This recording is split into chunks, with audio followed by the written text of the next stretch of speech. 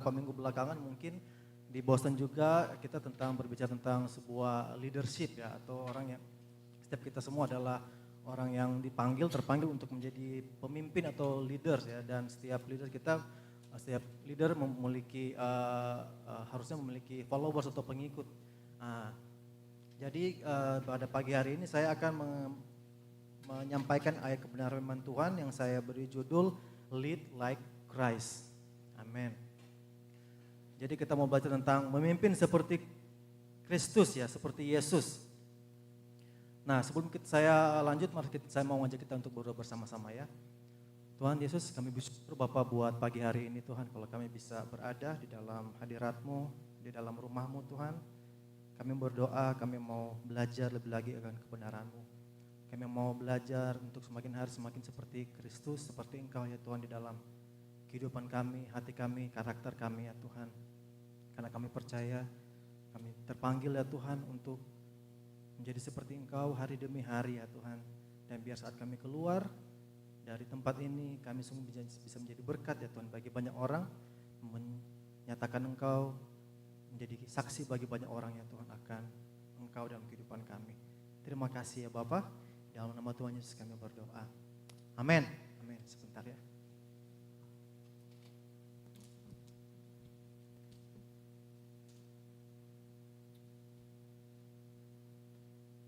Oke, saya langsung saja.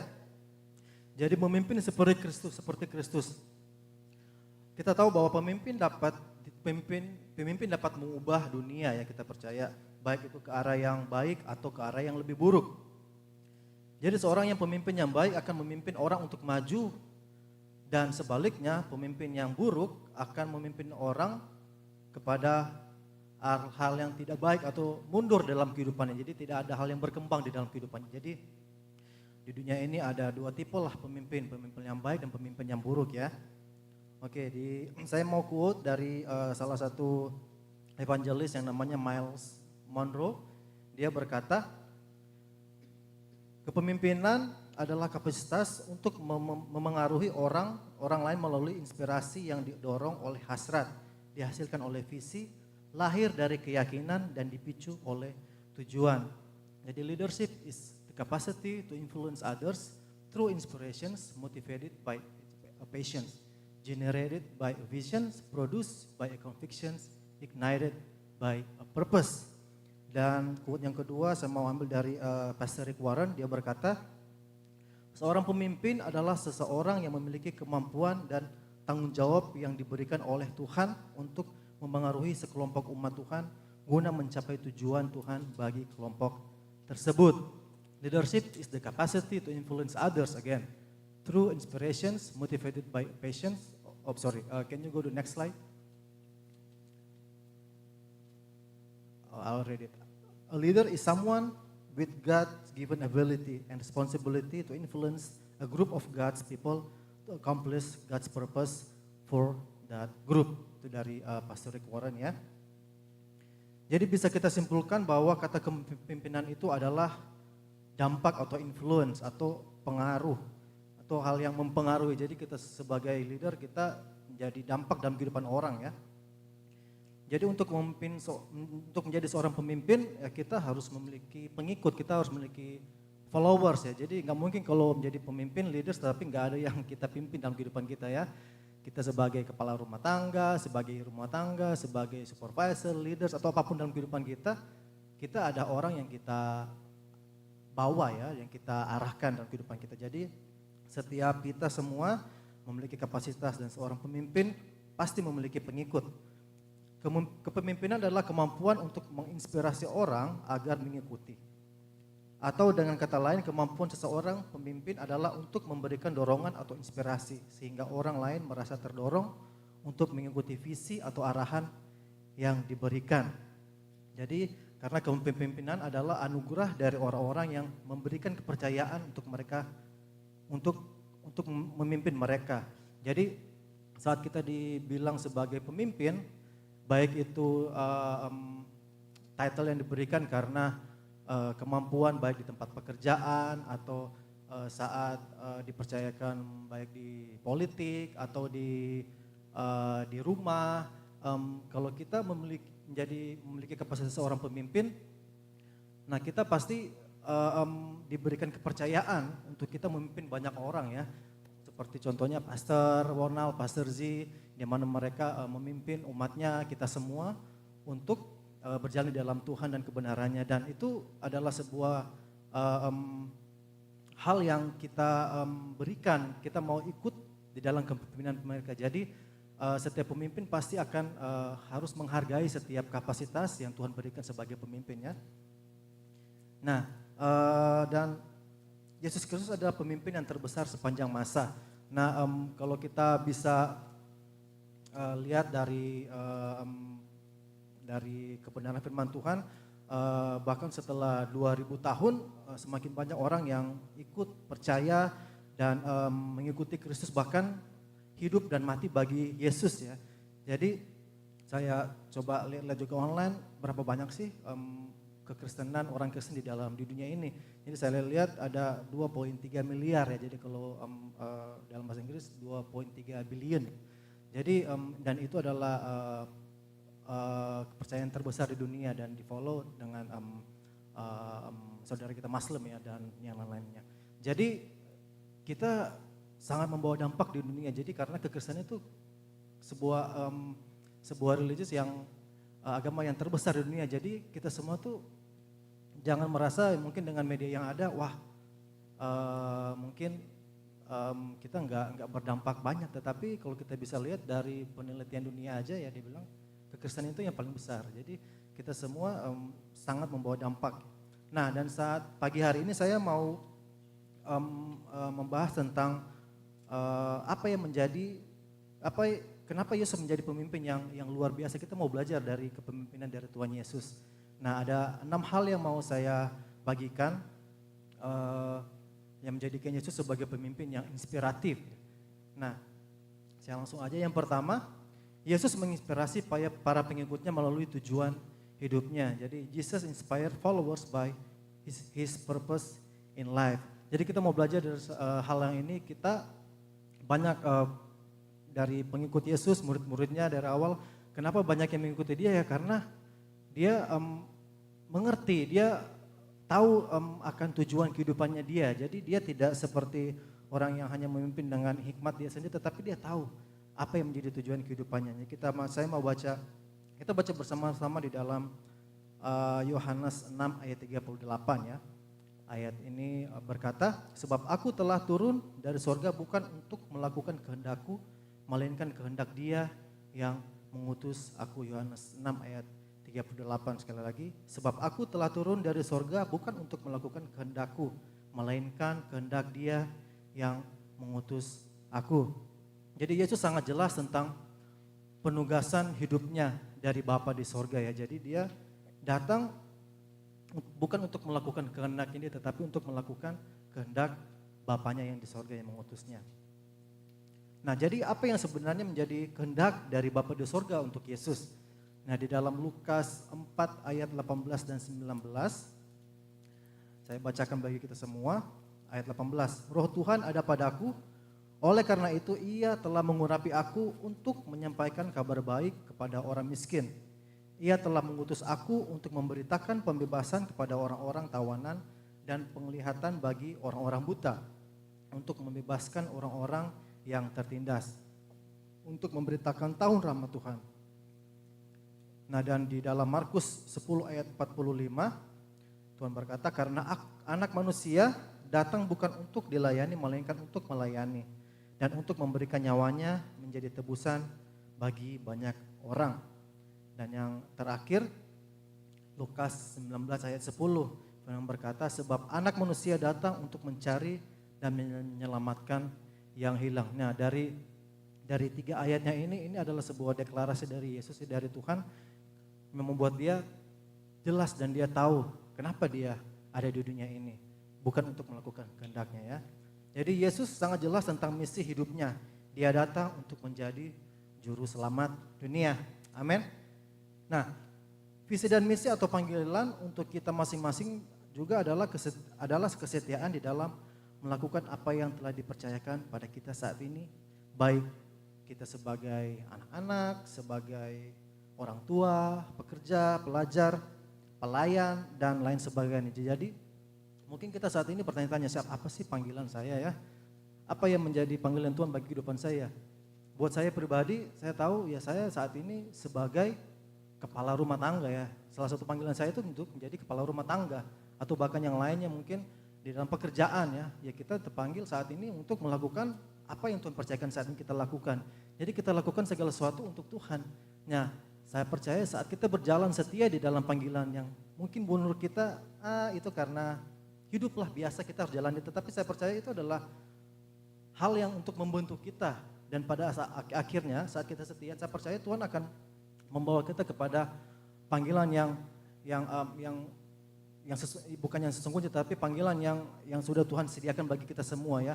Nah kalau kita ingat aja waktu Tuhan Yesus kan ada di waktu saat dimana ada tidak tercatat dari tahun berapa sampai tahun berapa nggak tercatat di Alkitab ya. Selama itu dia ngapain di dunia? Iya kan? Selama itu dia ngapain waktu umur berapa? Di atas 10, teenagers, dia ngapain gitu. Kan nggak jelas dengan jelasnya di detail ya. Nah di situ ada satu ayat firman Tuhan, saya lupa untuk ditaruh. Nah dia apa yang dilakukan, dia setia akan sebagai seorang anak ya, tunduk di bawah otoritas orang tuanya. Walaupun dia tahu benar orang tuanya di bapaknya itu di sorga, tetapi dia tahu ini adalah waktu di mana dia untuk belajar menjadi seorang anak sebagai anak manusia ya. Nah dia tunduk di bawah otoritas orang tua, dan pada saatnya pada umur 30-an ya, dan dia mulai pelayanannya dia. Jadi di tahun-tahun itu tuh dia bukan orang yang terkenal, dia bukan orang yang berpengaruh pada saat itu, tetapi kalau kita ingat waktu dia umur berapa ya, 12 kalau nggak salah, orang tuanya mencari dia ada di mana, dia ada di bait Allah ya. Dia berbicara tentang kebenaran firman Tuhan di depan orang-orang yang terpelajar, orang-orang yang tahu firman Tuhan ya, waktu itu. Karena dia tahu, nah pada waktu itu orang tuanya mencari dia kan, dia mencari, dan akhirnya dia bilang, Bapakku adalah di sorga, aku melakukan apa kehendak Bapakku. Tetapi akhirnya firman itu berkata tetapi Tuhan mengikuti mereka kembali pulangnya. Jadi di saat itu ya tidak dengan jelas Alkitab mencatat akan kehidupan Yesus. Nah saya percaya begitu juga dengan kita masing-masing. Mungkin saat ini kita bingung apa sih semua panggilan kita. Tetapi saya percaya apa yang Tuhan percayakan, baik kita sebagai orang tua, balik lagi, anak-anak, pekerja, pelajar, kita setia dengan apa yang Tuhan percayakan dalam kehidupan kita saat ini. Kita lakukan dengan yang terbaik. Dan saya percaya Tuhan akan membukakan kehendaknya Dia, memberikan isi hatinya, dan kita akan memasuki di dalam panggilan yang sudah Tuhan sediakan bagi kita masing-masing. Amin. Nah, dan yang kedua, kita akan belajar dari hal yang kedua adalah Yesus menginspirasi para pengikutnya melalui gairahnya kepada Allah. Jadi hal yang kedua yang kita akan belajar adalah Yesus inspire followers by His passion for God. Nah, jadi semenjak Yesus masih muda, kelaparan dan kehausan rohani akan hal yang daripada Bapa di sorga adalah sangat sangat besar. Dia tahu apa menjadi kehendaknya Bapanya yang di sorga. Nah, di dalam Lukas 4 ayat 46 dan 49 berkata, 3 hari kemudian mereka menemukannya di dalam bait Allah, sedang duduk di tengah-tengah ahli-ahli Taurat, mendengarkan mereka dan bertanya kepada mereka. Dan semua orang yang mendengarnya sangat heran akan kecerdasan dan jawaban-jawabannya. Ketika orang tuanya melihat dia, mereka sangat heran, dan ibunya berkata kepadanya, "Anakku, mengapa engkau berbuat demikian terhadap kami? Lihat, ayah dan ibumu mencari engkau dengan cemas." Lalu katanya kepada mereka, "Mengapa kamu mencari aku? Tidakkah kamu tahu bahwa aku harus berada di rumah Bapakku?" Nah, dan ayat berikutnya, ayat ini berkata, akhirnya tetapi Tuhan Yesus kembali mengikuti mereka. Jadi ya ini waktu Yesus masih umur sangat muda, dia bahkan sudah mengerti. Karena dia tahu akan kehendak dari Bapa di sorga. Nah, Yesus mengutip, karena dengan kedekatan Yesus dengan Bapa, dia tahu akan kehendaknya. Nah, dengan mudah Yesus mengutip ayat firman Tuhan dengan jelas, karena dia tahu apa isi hati Tuhan. Jadi dia dengan sangat gampang untuk mengutip ayat firman Tuhan, makanya dia berani untuk ke bait Allah bertanya-tanya, mungkin bertukar pikiran mungkin, atau menyatakan apa yang ada di dalam hatinya kepada ahli-ahli Taurat. Ahli Taurat kan bukan orang yang biasanya, jadi mereka tahu akan Taurat Tuhan, akan kebenaran Tuhan ya. Tetapi itu yang dilakukan. Nah, karena bagi Yesus mengikuti firman adalah bukannya hal yang sulit, karena firman itu adalah hidupnya. Sebagai pengikutnya kita pun diajak untuk menyembunyikan firman Tuhan di dalam hati kita, di dalam Mazmur 119 ayat 11. Sehingga kita bisa berbicara dengan kebijaksanaan dan kuasa seperti Yesus dan hidup menurut kebenaran firman Tuhan. Nah, hal yang ini mungkin buat kita sangat sulit ya, atau karena kita nggak biasa untuk setiap hari atau recite atau kayak kita membaca firman Tuhan, kita melafalkan. Tapi ini yang sebenarnya yang Bapa yang kehendaki dalam kehidupan kita untuk menyembunyikan firman Tuhan di dalam hati kita, sama seperti Yesus. Ya, jadi kita diajak untuk juga belajar dari contoh dari Yesus ya.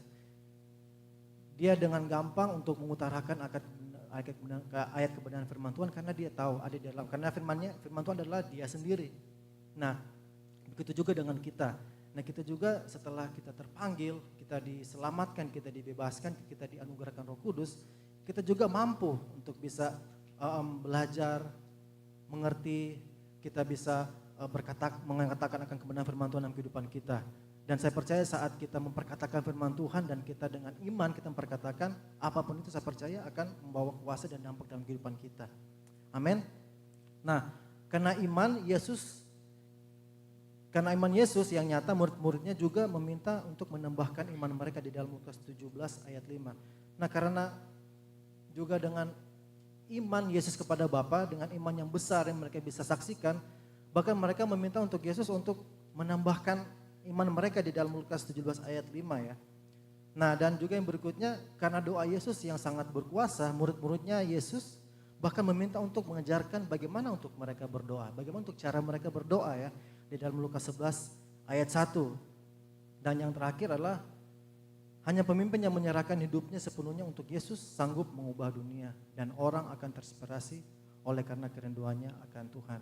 Apa yang terjadi dalam kehidupan murid-murid Yesus sangat berdampak sampai pada kita saat ini ya. Kalau tidak ada hati yang diberikan untuk Yesus melalui murid-muridnya, kita nggak akan ada di saat ini ya. Apa yang mereka lakukan itu adalah, kita adalah buah-buah yang mereka sudah korbankan ya. Mereka setia, mereka memberitakan Injil, mereka tersebar, bahkan mereka mati bagi Yesus. Dan dampaknya kita saat ini ada 2,3 miliar orang dunia ini yang percaya kepada Bapa, kepada Yesus ya. Jadi itu adalah salah satu hal yang sangat berdampak sebenarnya. Jadi saat kita belajar dari Yesus itu sendiri, saat kita memiliki gairah untuk kehendak Bapa di sorga, saat kita mengisi hati kita, pikiran kita dengan kebenaran firman Tuhan, saya percaya firman Tuhan akan membawa dampak dan kuasa dalam kehidupan kita. Dan saat kita berkata-kata, saya percaya orang akan diberkati, orang akan dikuatkan. Amin. Oke, nah yang ketiga, Yesus menginspirasi para pengikutnya melalui pengurapannya. So Jesus inspired followers by his anointing. Nah, karena pengurapannya dia, Yesus juga disebut sebagai the anointed one atau yang diurapi. Kita bisa belajar dari firman Tuhan. Jadi dia disebut sebagai orang yang diurapi ya. Nah, karena Yesus beroperasi dengan urapannya dia, Yesus beroperasi dengan luar biasa melalui kuasa Tuhan. Dan mujizat-mujizat yang Yesus adakan sangat luar biasa. Karena dia selalu peka akan tuntunan daripada Roh Kudus. Kita bisa baca dari Matius 1:4 ayat 1 ya. Nah, dan bahkan saat orang berada di sekeliling Yesus, mereka bisa merasakan hadirat Tuhan yang nyata di Lukas 5 ayat 17 ya. Dan setiap perkataan juga yang keluar dari mulut Yesus sangat nyata kuasanya. Nah, karena pengurapan yang daripada Bapa di dalam kehidupan Yesus itu yang membuat orang mengikut, itu yang membuat orang untuk dengan bahkan ribuan orang mengikut untuk baik itu untuk meminta keselamatan atau kesembuhan, meminta untuk dilepaskan dari kuasa jahat, karena mereka bisa melihat, karena Tuhan Yesus adalah orang yang pribadi yang sangat diurapi oleh Tuhan ya. Nah, saya bayangkan kalau kita di sini kita berjalan di dalam kebenaran firman Tuhan ya, bagaimana kalau seandainya orang mengikut kita ya? Mungkin pada bingung kali ya, kenapa sih ikut-ikut ya? Kok waktu itu kan kalau kita bayangkan Yesus, tapi saya percaya Yesus tahu kenapa sih orang bisa mengikut dia, kenapa orang sangat mau untuk dekat dengan Tuhan Yesus. Karena dia tahu akan jati diri, dia tahu akan siapa yang ada di dalam dia, karena dia berjalan dengan Bapa dan urapan yang daripada Tuhan. Nah, kita juga, saya percaya hal yang sama akan terjadi dalam kehidupan kita saat kita belajar dari kehidupan Yesus ya.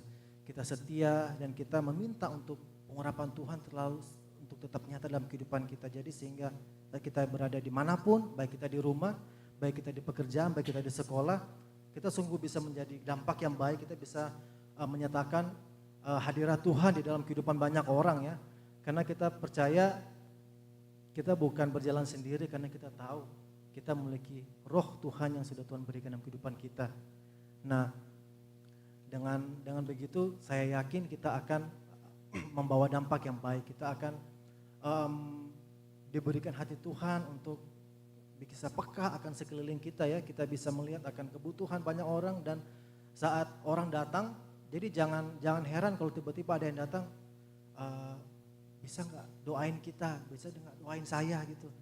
Jadi karena mereka bisa melihat akan kehidupan kita, bahkan walaupun kita tidak memperkatakan firman Tuhan dengan mulut kita ya, tetapi karena hadirat Tuhan yang nyata, saya percaya orang bisa datang dengan ada sebuah kerinduan untuk, baik itu untuk minta didoakan, baik itu untuk minta disembuhkan ataupun doakan dengan hal-hal yang lain. Saya percaya itu terjadi dalam kehidupan kita. Mungkin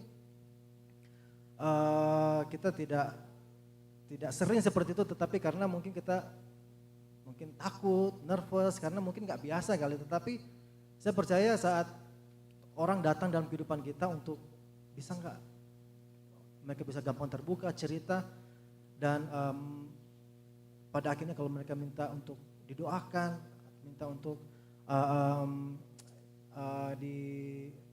dibantu dengan apapun yang mereka minta, saya percaya bukan karena kekuatan kita, bukan karena kita setiap minggu hari minggu kita ke gereja ya, tetapi saya percaya karena ada hubungan yang dekat dengan Tuhan dalam kehidupan kita, sehingga orang bisa merasakan akan hadirat Tuhan.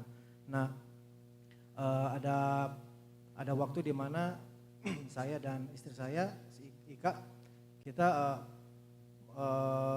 beberapa tahun yang lalu, salah satu rekan kerja dari Ika, dari istri saya, suaminya terkena apa ya, dia ada jantung, kena serangan jantung, terus akhirnya jantungnya harus diimplan ya, diganti dengan apa sih namanya, kayak sintetik, jadi udah bukan itu lagi gitu, bukan. Nah, dengan situ mereka bukan orang percaya, tetapi di dalam kehidupan kita berdua kita merasa kayaknya kita perlu bantu mereka, hal apa ya, seperti apa ya, dan juga pada akhirnya karena dengan biaya yang sangat besar, akhirnya mereka membuka account di GoFundMe, dan di situ kita waktu Ika, karena itu rekan kerjanya dia, suaminya rekan kerjanya dia, dan saya nggak tahu, dan setelah dia cerita, dan saya juga akhirnya ngerasa kayak kayaknya merasa hal yang sama untuk membantu mereka ya di dalam finansial waktu itu. Dan akhirnya kita sepakat, yuk kita membantu mereka dan kita berikan, dan mereka sangat bersyukur, mereka sangat diberkati dengan bukan cuma kita, tapi ada banyak orang yang menolong mereka, dan saat ini orang itu bisa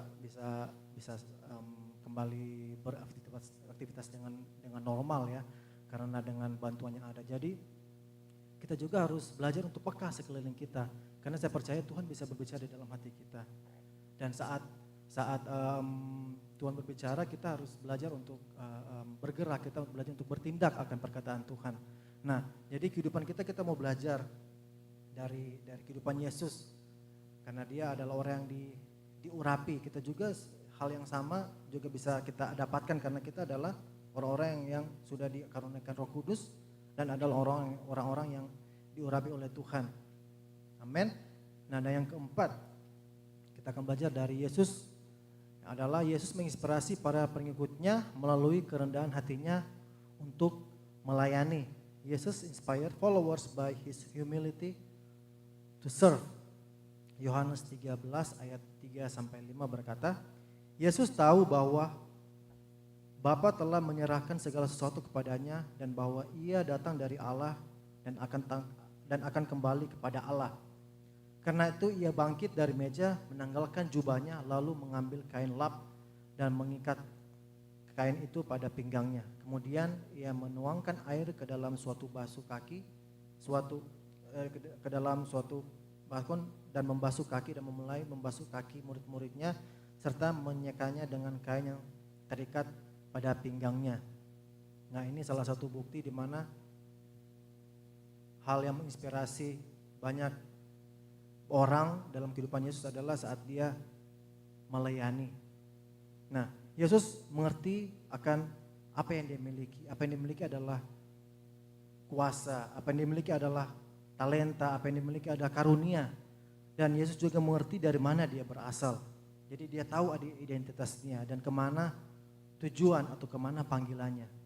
Nah, di atas kita tahu bahwa di atas tadi kita bisa belajar, kita bisa sudah tahu bahwa Tuhan tahu kenapa, apa yang terpanggil dalam kehidupan dia untuk datang ke dunia ini. Dia dipanggil untuk menjadi penebus dosa, ya, terpanggil untuk menebus setiap kita masing-masing orang yang berdosa. Jadi dia tahu identitas kehidupan dia tahu siapa dia tahu kuasa apa yang ada di dalam kehidupan dia, ya. Jadi dia tidak ragu, dia tidak takut, dia tidak dia tidak mundur, ya, saat mengalami encounter dengan orang-orang yang bahkan sudah mati dan meminta untuk dibangkitkan.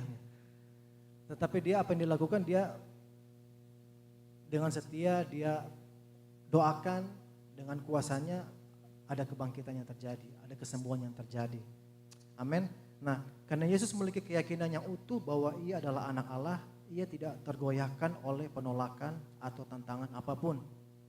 Bahkan ketika dia direndahkan dan dihina, tidak ada seorang pun yang bisa merampas kuasa, posisi, dan tujuannya. Jadi sebagai pemimpin kita juga perlu merasa yakin dalam karunia dan talenta rohani kita, posisi kita di dalam Kristus, serta tugas kita di dalam hidup. Karena itu pentingnya mengenali dan menjalankan potensi yang diberikan Tuhan, baik itu karunia rohani, status kita sebagai anak-anak Allah, maupun misi hidup kita di dunia ini. Keamanan dalam hal-hal ini memungkinkan kita untuk memimpin dengan keyakinan, memberikan arahan yang jelas dan menjadi teladan bagi orang lain. Jadi saat kita tahu panggilan kita, saat kita tahu kuasa yang Tuhan berikan dalam kehidupan kita, kita akan berjalan, kita akan dengan yakin dan dengan jelas kita akan menjadi teladan bagi banyak orang. Nah, saat kita ada keraguan, kita pasti tidak akan melangkah. Contohnya, kalau kita mau apply contohnya kerjaan yang baru, ya, kita mau belajar hal yang baru, kita mau upgrade kehidupan kita, ya, kita mau upgrade kemampuan kita, yang kita coba-coba di listing, kita lihat, mungkin saya bisa posisi yang ini. Tetapi beberapa dari kita yang mau mencoba tapi takut, ragu gitu, karena mungkin requirement-nya kita tidak punya, kita tidak punya pengalaman di area yang itu, ya. Jadi untuk melangkah takut, untuk apply juga takut gitu. Nah, bagaimana kalau kita saat sebagai orang Kristen, dan bayangkan kalau kita tidak ada boldness, tidak ada keberanian atau keyakinan dalam kehidupan kita untuk dipakai Tuhan menjadi dampak bagi banyak orang, yang kita akan hidup hanya seperti orang yang ya tidak bisa membawa dampak contohnya. Jadi kalau kita nggak tahu kuasa apa dalam kehidupan kita, kita tidak akan pernah mengalami atau bahkan mungkin tidak akan pernah dipercayakan oleh panggilan yang sudah Tuhan persiapkan kalau kita tidak pernah untuk berani dan kita tidak pernah untuk mau melangkah saat Tuhan berbicara ya. Kita tidak akan pernah mengalami. Kalau saya tidak setia waktu itu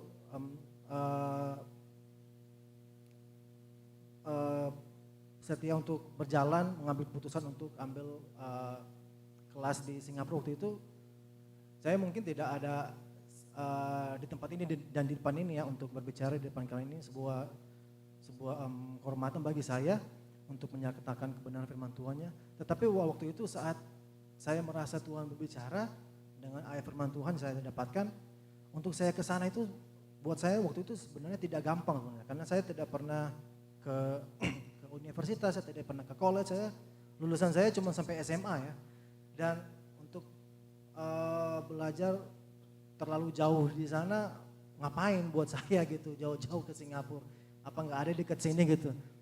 Tapi ya saya akhirnya melangkah ke sana dan ada banyak hal yang saya dapatkan juga di sana. Di situ dimana saya semakin teguh, saya semakin yakin mengalami kehendak Tuhan seperti ini sebenarnya. Walaupun tidak bisa dengan instan ya, saya harus menjalani, kita semua harus menjalani, kita tidak bisa jangan sampai kita terperangkap dengan sosial media yang ada ya, instan dan mau tetap cepat jadi gitu. Tetapi segala sesuatu adalah proses ya, kita tidak akan menjadi seperti Yesus, tidak akan menjadi dampak yang baik kalau dia hanya instan ya. Contohnya kalau waktu Yesus, kalau dia tahu karena dia anak Allah dan saat dicobai iblis, dan kalau saat itu dia intervensi akan rencananya Tuhan, ya mungkin Alkitab tidak ada kali sampai Wahyu kali itu, tapi ya dia percaya gitu akan proses yang Bapak percayakan kehidupan dia untuk harus dijalani. Dia harus dicobai, dia harus bahkan mati ya. Coba kalau dia tidak, cukuplah, terlalu berat Tuhan, terlalu berat Bapak, mendingan sampai di sini aja, langsung aja saya balik ke surga gitu. Tetapi dia setia ya, memikul salib itu hal yang tidak gampang. Nah begitu juga dengan kita, untuk kita bisa sampai kepada panggilan yang daripada Tuhan, yang sudah Tuhan persiapkan, itu adalah proses. Jadi setia dengan apa yang saat ini kita jalani saat ini. Kadang mungkin saat ini kita jalani hal yang sulit saat ini, tetapi percaya kita tidak berjalan sendiri, ada Tuhan dalam kehidupan kita ya. Saya percaya akan ada pengalaman demi pengalaman, sedikit demi sedikit yang kita alami yang membuat iman kita semakin teguh di dalam Tuhan. Dan saat kita berani melangkah, saya percaya ada pengalaman yang bisa kita alami. Amin. Nah jadi itu yang kita bisa belajar dari Yesus ya. Hal yang keempat adalah hal untuk dia dengan kerendahan hati untuk melayani. Nah, karena kepemimpinan di dalam kerajaan Allah sangat berbeda dengan kepemimpinan di dalam kerajaan dunia ya. Karena kerajaan dunia mengandalkan kekuatan manusia, percaya diri sendiri, ambisius, menikmati, memerintah orang lain, dan termotivasi oleh pertimbangan pribadi. Ini tidak dimiliki oleh Yesus. Nah karena hal ini adalah menunjukkan ciri khas kepemimpinan dunia yang lebih berfokus pada kekuasaan, kontrol, dan pencapaian pribadi. Pemimpin dalam kerajaan dunia seringkali mengutamakan keuntungan pribadi dan keinginan untuk mengendalikan dengan motivasi yang seringkali terhubung pada status sosial, pengakuan atau keuntungan material. Nah itu adalah kepemimpinan di dalam kerajaan duniawi. Nah kepemimpinan dalam kerajaan surga, dalam kerajaan Allah adalah mengandalkan Tuhan, percaya diri di dalam Tuhan, rendah hati, menikmati ketaatan kepada Tuhan, termotivasi oleh kasih kepada Tuhan dan sesama. Nah mengandalkan Tuhan seperti apa sebenarnya sih? Mengandalkan Tuhan berarti bahwa pemimpin tidak mengandalkan kekuatan atau kemampuan diri sendiri, tetapi sepenuhnya bergantung pada hikmat dan kuasa Tuhan. Kepercayaan diri dalam Tuhan seperti apa sebenarnya? Kepercayaan diri dalam Tuhan menandakan keyakinan bahwa segala sesuatu bisa dicapai melalui iman dan bergantung pada pernyataan Tuhan. Dan kerendahan hati.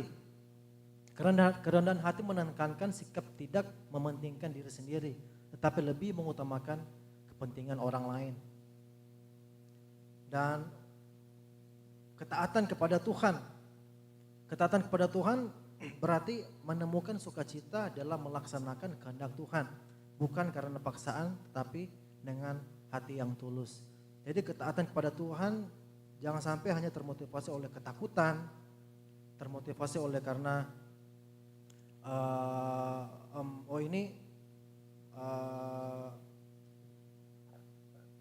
seperti sudah jadi rutinitas ya, ini jadwal saya atau ini. Tetapi apa yang kita lakukan, kita mau lakukan dengan kita taat karena kita lakukan dengan hati yang penuh dengan sukacita, kita melakukan karena kita mengasihi Tuhan ya. Kita bukan melakukan karena kita takut karena nanti tidak diberkatin, kita takut karena nanti Tuhan tidak jawab doa kita, atau kita takut nanti tidak ada mujizat Tuhan yang Tuhan akan lakukan dalam kehidupan kita ya. Tetapi kita lakukan karena kita mengasihi Tuhan, kita lakukan karena kita mengasihi Tuhan, kita lakukan dengan senang hati ya, kita lakukan dengan sukacita ya. Nah kalau kita bisa lihat sebagai orang tua, saya pribadi, saya tahu kalau Gandewa atau Tigan melakukan sesuatu dengan bersungut-sungut ya. Karena dia tahu ya kalau nggak dibikin dimarahin gitu.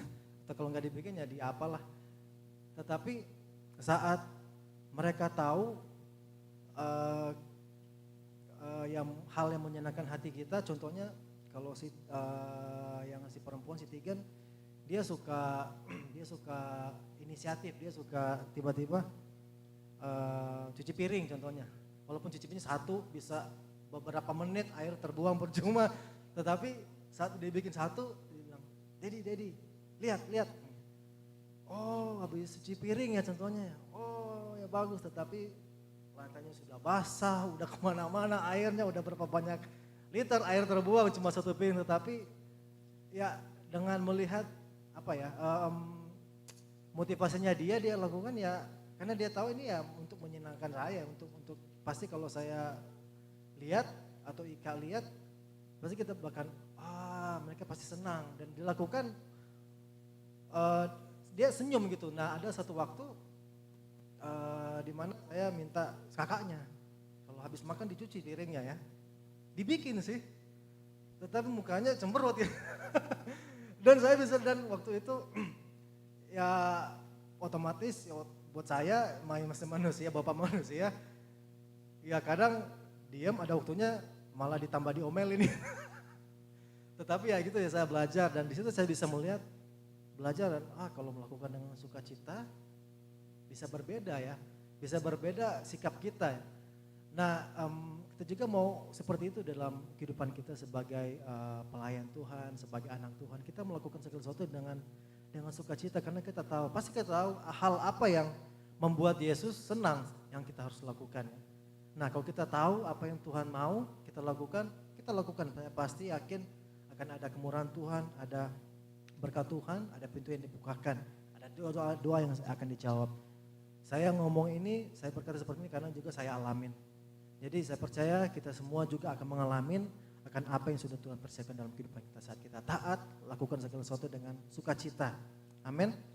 Nah, dan yang terakhir adalah termotivasi oleh kasih, adalah menunjukkan bahwa cinta kepada Tuhan dan kasih kepada sesama menjadi dasar utama dalam setiap tindakan dan keputusan pemimpin. Jadi kita lakukan segala sesuatu dengan dasar kasih, baik untuk Tuhan dan atau untuk sesama. Jadi apa yang kita lakukan, bantu orang, kita lakukan bukan karena ada maksud di belakang gitu, tapi kita lakukan ya karena semata-mata ya untuk menolong dia dengan tulus, dengan hati yang penuh kasih. Bukan melakukan segala sesuatu dengan ada maunya di belakang, tetapi kita mau belajar melakukan apa yang Yesus lakukan. Bahkan dia berkorban, dia bahkan mati. Kita belum sampai mati. Kita cuma mungkin ya ditinggalkan atau di ngomongin di belakang contohnya, tetapi belajar dari Yesus dengan lakukan segala sesuatu dengan kasih. Karena kepemimpinan bukanlah tentang posisi dan gelar yang seseorang upayakan untuk peroleh dengan cara apapun, baik yang benar ataupun salah. Kepemimpinan yang sesungguhnya adalah tentang menjadi contoh, bukan mencari pengakuan atau posisi. Amin. Oke, dan yang kelima, hal yang menginspirasi pengikut Yesus adalah melalui kasihnya. Yohanes 13 ayat 1, bisa kita baca sama-sama. John 13 verse 1. Next slide. Kita baca sama-sama ya. 1, 2, 3. Sebelum hari raya Paskah, Yesus tahu bahwa saatnya telah tiba untuk berpindah dari dunia ini kepada Bapa. Ia telah mengasihi mereka yang di dunia ini, dan sekarang ia mengasihi mereka sampai akhir. Yesus memiliki keterampilan yang luar biasa berhubungan dengan orang. Jadi Tuhan memiliki kemampuan yang luar biasa di dalam berinteraksi dengan orang. Karena dia benar-benar mengasihi dan peduli kepada orang.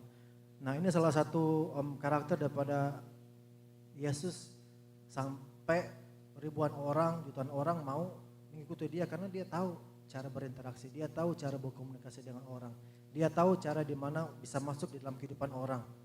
Bagi Yesus itulah perbedaan antara gembala atau orang upahan dan orang upahan. Seorang gembala sejati menyerahkan nyawanya untuk domba-dombanya, sedangkan orang upahan menggunakan domba-dombanya dan hanya melakukan pekerjaannya hingga kesempatan yang lebih baik datang. Yesus mengajarkan bahwa kepemimpinan sejati adalah tentang pengorbanan dan kasih yang tulus, bukan sekedar menjalankan tugas demi kepentingan pribadi.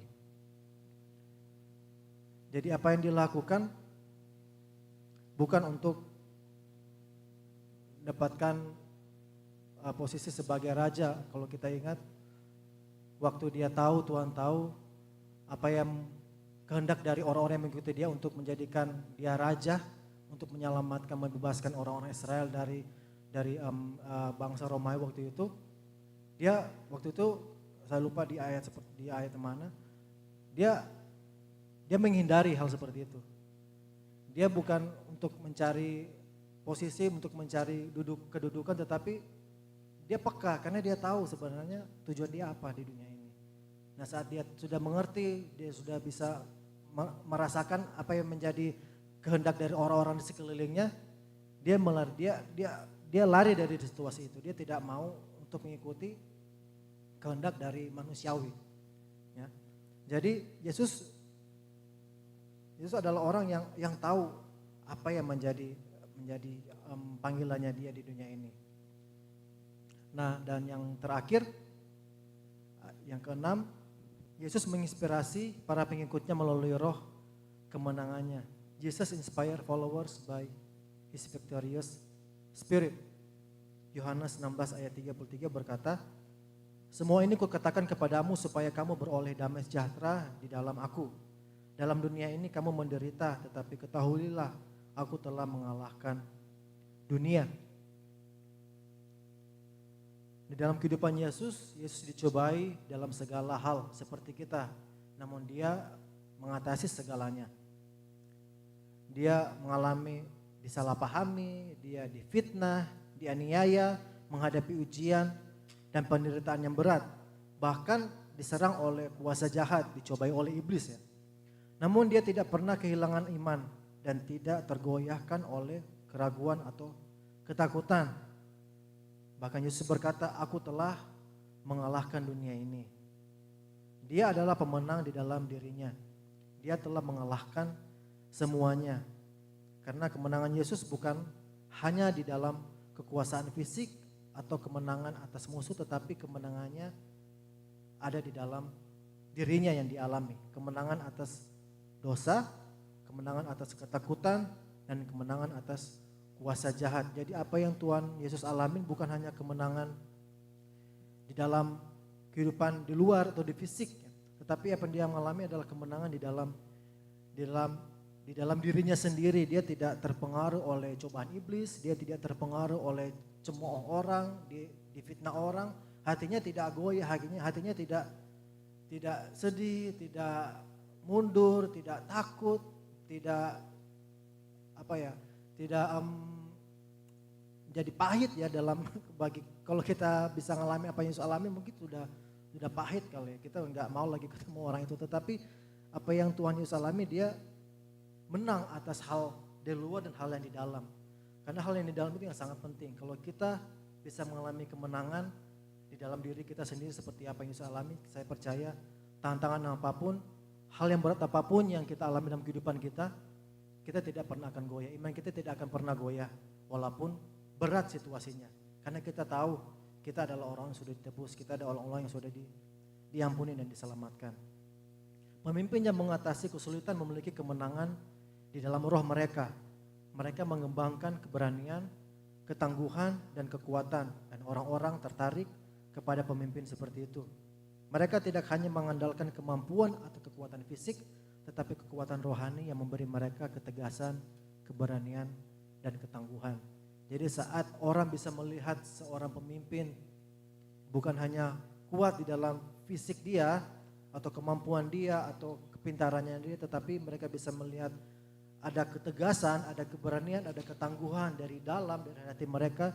Saya percaya itu yang menginspirasi orang untuk belajar dari kita. Kita bisa lihat kan mungkin banyak dari kita sering melihat sosial media, orang-orang yang berpengaruh, contohnya orang yang followersnya banyak. Kita sering pastilah, saya juga sering ngelihat, oh seperti itu, belajar dari dia atau apa yang dia dapatkan.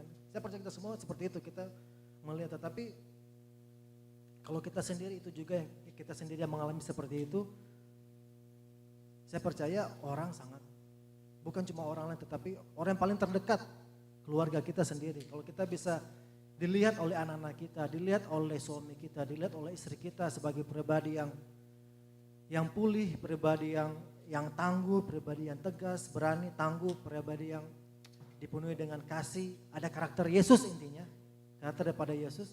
Saya percaya akan ada kuasa yang terjadi, akan semakin kuat keluarga, hubungan dengan anak-anak, suami istri, bahkan dengan sesama kita, teman-teman kita akan semakin, kita menjadi dampak yang baik, kita menjadi pembawa damai, kita menjadi orang-orang yang menjadi berkat bagi orang. Jadi 6 hal ini yang kita belajar dari Yesus ya. Yang pertama, tujuan hidupnya yang jelas. Yesus hidup dengan misi yang sangat jelas, yaitu membawa kerajaan Allah ke dunia dan memberitakan keselamatan bagi umat manusia. Hal yang kedua yang kita belajar, hasratnya untuk Tuhan dan hal-hal rohani. Hasratnya untuk melakukan kehendak Allah dan fokus pada hal-hal rohani membuatnya menjadi teladan kedalaman iman dan ketaatan. Dan yang ketiga, urapannya yang kuat dan supranatural. Yesus memiliki kuasa ilahi yang memampukannya melakukan mujizat, menyembuhkan orang sakit, dan bahkan mengalahkan maut. Kekuatannya tidak terbatas pada kemampuan manusiawi. Yang keempat, kerendahan hati untuk melayani. Meskipun ia adalah anak Allah, Yesus menunjukkan kerendahan hati yang luar biasa dengan melayani orang lain, bahkan membasuh kaki murid-muridnya. Yang kelima, kasihnya yang tanpa syarat. Yesus menunjukkan kasih yang tak terbatas kepada semua orang, bahkan kepada mereka yang tidak menyukainya. Dia penuh belas kasihan, kebaikan, dan pengampunan, selalu siap memberi kesempatan yang kedua. Yang terakhir, roh kemenangannya. Meskipun menghadapi pencobaan, penghinaan, dan penderitaan, Yesus tidak pernah kalah oleh keadaan. Roh kemenangannya memberi keberanian untuk tetap teguh dalam misinya hingga akhir.